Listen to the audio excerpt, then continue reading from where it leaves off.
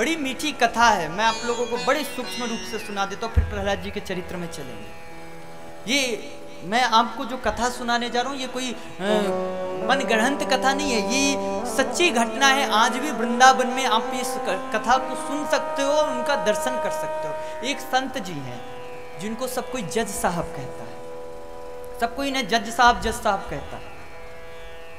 कथा आती है कि क्या हुआ, ये पहले दक्षिण में रहते थे, दक्षिण भारत में। तो वहां क्या हुआ, एक मल्लाह जो भगवान का बड़ा भक्त था, वो इतना भोला भाला था कि उससे कोई कुछ भी पूछे कि क्या करते हो, कौन है तुम्हारे साथ, कैसे तुम्हारा जीवन चलेगा, वो कहता बस गोपाल जी जाने, मुझे क्या करना। कोई बोलता बेटा ये काम कैसे होगा, अरे गोपाल जी की मर्जी हो जाएगी। यानी वो अपने साथ हमेशा गोपाल जी को ये सोचकर चलता है कि गोपाल जी मेरे साथ हैं हर टाइम, एकदम भोला भाला। कुछ समय व्यतीत हुआ, बहन उसकी बड़ी हुई। पिताजी ने कहा बेटा एक काम कर, अभी तो हमारे पास पैसे हैं नहीं, तो एक काम कर साहूकार के पास जा और उससे कुछ पैसे उधार ले ले, ताकि हम बेटी का विवाह कर दें, उसके बाद हम सब मिलजुल कर कमा धमा कर भर देंगे उसका। वो मल्लाह गया और साहूकार के पास जाकर बोला साहूकार जी मुझे कुछ पैसे की आवश्यकता है। साहूकार भी पैसा दे दिया, पैसा दे दिया, पैसा लेकर आया, विवाह वगैरह सुंदर किया और उसके बाद कुछ दिन धन कमाकर, धन एकत्रित करके वो जाकर सेठ जी के पास गया। सेठ जी ये रही आपकी, जो आपने मुझे दिया था, ये आपका ब्याज सहित वापस। सेठ जी ने एक रसीद बनाई, ले ये रसीद रखना, कभी कोई दिक्कत हो तो दिखा देना। उसने कहा सेठ जी रसीद की क्या जाने, क्या करूंगा, सब गोपाल जी जाने, गोपाल जी सब हिसाब किताब रखते हैं, मुझे क्या करना है रसीद। सेठ ने, महाराज सेठ की बुद्धि, उसकी बुद्धि घूमी, बोले यार बहुत भोला भाला है और ये तो सब गोपाल जी पर ही छोड़ता, क्यों ना इसे एक बार और ठगा जाए। उसने क्या किया कि वो जो असली रसीद थी उसे उठाकर अपनी डायरी में रख दिया और एक ऐसे ही कागज दे दिया, ले जाओ। अब वो भोला भाला महाराज, वो तो गोपाल जी के सहारे चलने वाला, गोपाल जी की जैसी इच्छा वैसे रहने वाला, वो तो चला आया। कुछ दिन बाद सेठ जी ने उसके घर में कागज पहुंचाया, अभी तक पैसा नहीं दिया मेरा। पिता ने कहा बेटा पैसे दे के नहीं आया। बेटे ने कहा पिताजी मैंने दे के आया हूं, मैं तो खुद दे के आया हूं, फिर ये कैसे। भक्त ने कहा सब गोपाल जी जाने, गोपाल जी की मर्जी, गोपाल जी क्या कराना चाहते हैं मुझे भी क्या पता। वो सेठ महाराज जाकर जिला के जज के सामने उसके केस कर दिया, ये मेरा पैसा नहीं दे रहा, मेरा पैसा लेकर गया। जज ने तुरंत उसके नाम का वारंट निकाला, आओ पेश हो अदालत पे। अदालत पर आया। जज ने पूछा भाई सेठ जी का तुमने पैसा क्यों नहीं दिया। मल्लाह ने हाथ जोड़कर कहा जज साहब मैंने सेठ जी का एक एक रुपया चुका दिया है, अब कुछ भी शेष नहीं है। जज ने पूछा भाई उस सेठ से क्यों तुम्हारा पैसा मिला। बोले 1 रुपया नहीं दिया महाराज, आप देख लो इसके पास कोई लिखा पढ़ी कोई रसीद हो। तुरंत उन्होंने बुलाया कि वो रसीद दिखाओ। उन्होंने दिखाया, भाई ये रसीद हमें सेठ जी ने दिया। रसीद खोल के देखा, रसीद में कुछ लिखा ही नहीं। जब कुछ है ही नहीं तो कहां से दिखाएगा। जज साहब ने कहा एक बात बताओ, वहां कोई था जब तुमने इन्हें पैसा लौटाया? कोई था? बोले हाँ एक ही आदमी था। कौन? बोले हमारे गोपाल जी। बोले ये गोपाल जी कहाँ रहते हैं? बोले जहां हम रहते हैं। तुम कहाँ रहते हो? जहां गोपाल जी रहते हैं। बड़े चक्कर में फंस गए। जज साहब ने कहा कोई गोपाल जी होंगे। तुरंत जज साहब ने गोपाल जी के नाम की वारंट बना के दे दिया, जाओ गोपाल जी को पेश होने का वारंट देके आओ। अर्दली भी महाराज लेकर गया। वो अब पूरे गांव में घूमे, भाई गोपाल जी कहाँ हैं, गोपाल जी कहाँ हैं, गोपाल जी कहाँ। अब गोपाल जी कोई है ही नहीं तो कौन मिले। मंदिर पहुंच गया, पुजारी ने देखा अरे ये क्या है। बोले गोपाल जी के नाम का वारंट है, जज साहब ने फलाने तारीख को बुलाया है, गोपाल जी को पेश होना है। पुजारी समझ गया, बोले यहाँ और कोई गोपाल जी नहीं, गोपाल जी यही है। पुजारी ने गोपाल जी के नाम का साइन कर दिया और वो वारंट ले लिए।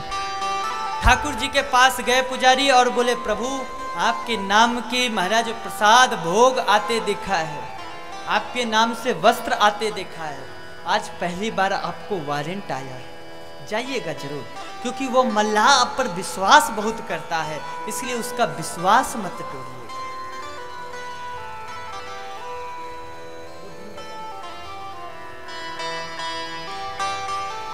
तो कहीं इस तारीख को जाइएगा जरूर भैया, क्योंकि उसका विश्वास पक्का है।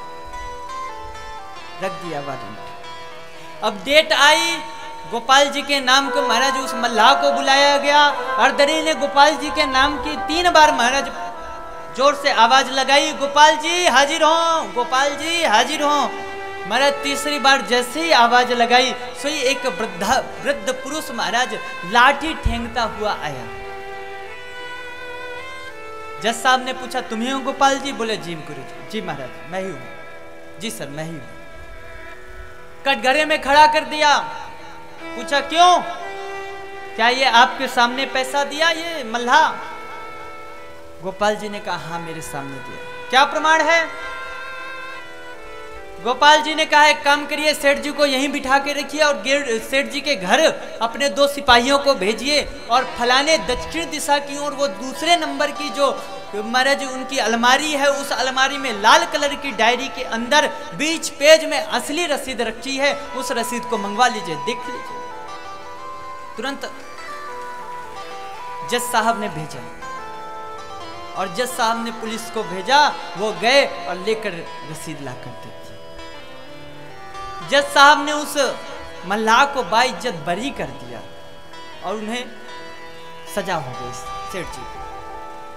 पर मन में विचार किया कि ये गोपाल जी कौन है? घूम कर देखा तो कोई वहां है ही नहीं। तुरंत उससे पूछा उस मल्लाह से कि अरे ये गोपाल जी हैं कहाँ? कौन थे गोपाल जी? बोले वही तो थे गोपाल जी। बोले ये रहते कहाँ? बोले जहां हम रहते हैं। तुरंत उसे बुलाया कि भाई देखो, उसका भी सर चकराया कि आज तक इतना सटीक कौन बता सकता है भाई, वहां अलमारी में, किस अलमारी में, कहां कैसे रखी है। तुरंत जज साहब का माथा चकराया। तुरंत अर्दली को बुलाया, भाई कहां देकर वारंट आया था? अर्दली ले जाकर मंदिर के सामने खड़ा कर दिया, बोले मैं यहीं देके गया था।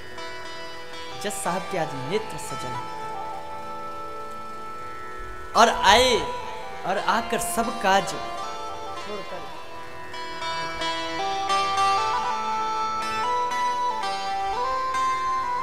और आकर सारा कार छेड़ कर महाराज छोड़कर आकर अपने कक्ष में आया और दरवाजा बंद कर दिया और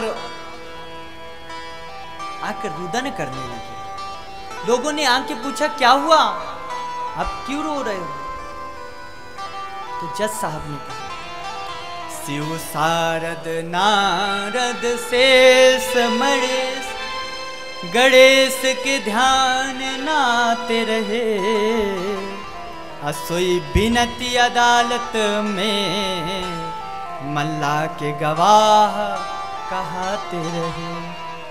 बोले जिसे लोग रटते रहते हैं, जपते रहते हैं, वो आज मेरे सामने खड़ा था और मैं उससे प्रश्न पे प्रश्न कर रहा था और वो मुझे उत्तर दे रहा था।